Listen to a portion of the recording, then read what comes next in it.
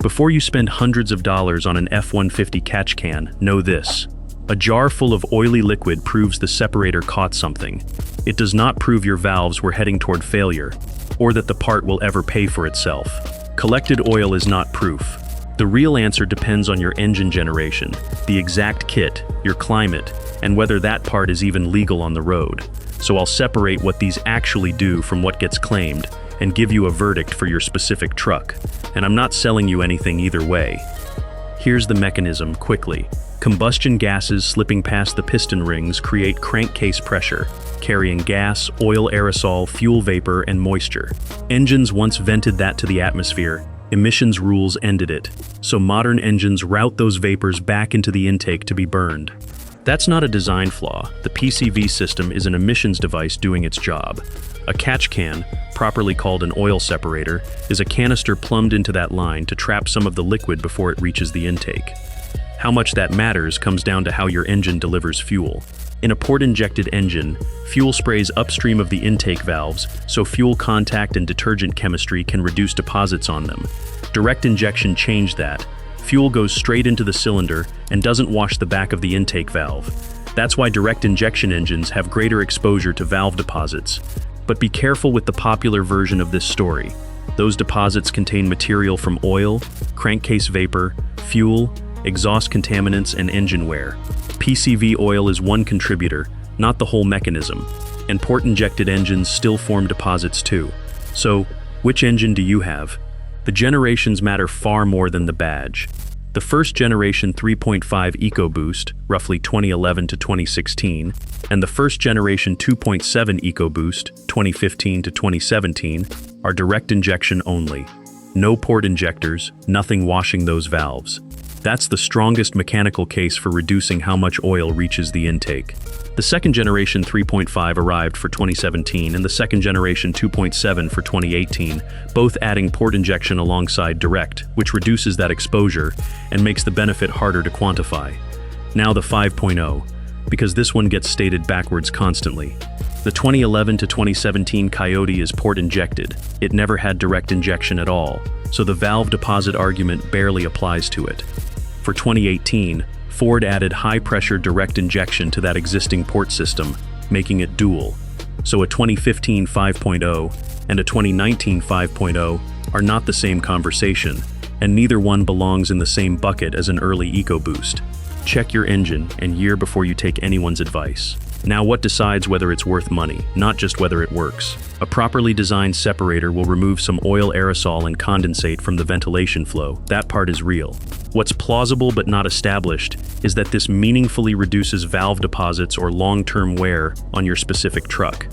And what's genuinely unproven is everything you'll see claimed. That it prevents walnut blasting, extends turbo life, improves fuel economy, or pays for itself. There's no good long-term F-150 data on any of it. Anyone telling you otherwise is selling something, which is why the jar photo is the weakest argument in this whole debate.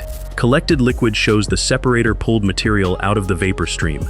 It doesn't show where each drop would have ended up, whether it would have burned off harmlessly, or whether your valves are measurably cleaner. Water and fuel dilution make the volume look dramatic, especially on short trips in cold weather. Volume is not the same as benefit. There's a similar trap in using a wet hose as your decision test. A light oil film in a PCV hose is often perfectly normal, and looking at it tells you nothing about valve deposits or future risk. And if you're seeing genuinely excessive oil, that's not a reason to buy a can, it's a reason to find out why. Check that the oil isn't overfilled, inspect the PCV valve and hoses, look at oil consumption, check the charge pipes and intercooler, and review misfire history and fuel trims. Excessive crankcase pressure or oil carryover can mean worn rings, a failed PCV component, or a turbo problem, and a separator should never be used to hide any of them. If you do go ahead, the hardware matters. You'll hear a confident internet rule that you only need one on the dirty side, but PCV flow can change direction with manifold pressure and boost. Some kits address one path while others use two, and the right setup depends on your engine's routing and how that kit was engineered, not a forum rule. Verify it maintains factory check valve operation, doesn't create restriction, and is built for your exact application. And be honest about what you're adding. More hoses, more fittings, more failure points. A neglected or badly installed separator can overfill, restrict flow, collapse a hose, leak, or create a vacuum leak. It also needs draining, and the interval depends on the can's capacity, your engine, and how you drive, so follow the manufacturer's schedule, not a guess. Cold weather deserves its own mention. Condensate collects in these systems, particularly on short winter trips, and if it freezes, it can restrict ventilation. Whether that actually happens depends on the design, the routing, and how often you drain it. So pick a kit with real cold weather guidance, and if the maker offers none, treat that as a warning by itself. Then legality, which is more specific than people say. The PCV system is an emissions control device, so modifying it can require a CARB executive order exemption for your exact engine family and model years. It isn't catch cans are illegal in California, it's part specific. Check the EO number, and don't assume that a seller shipping to your state means it's legal there. On the Ford Performance question, since it comes up every time, Ford Performance does sell application-specific separators, but that's an accessory line, not factory equipment, and some of those listings carry competition or off-highway only emissions warnings. Check the exact part number and its legal notice before you buy. Warranty, briefly and accurately. Installing an aftermarket part doesn't automatically cancel your factory warranty, but a claim can be denied if the part or its installation caused that specific failure. Keep your receipt, the instructions, and a maintenance log. So here's the verdict, in 3 tiers.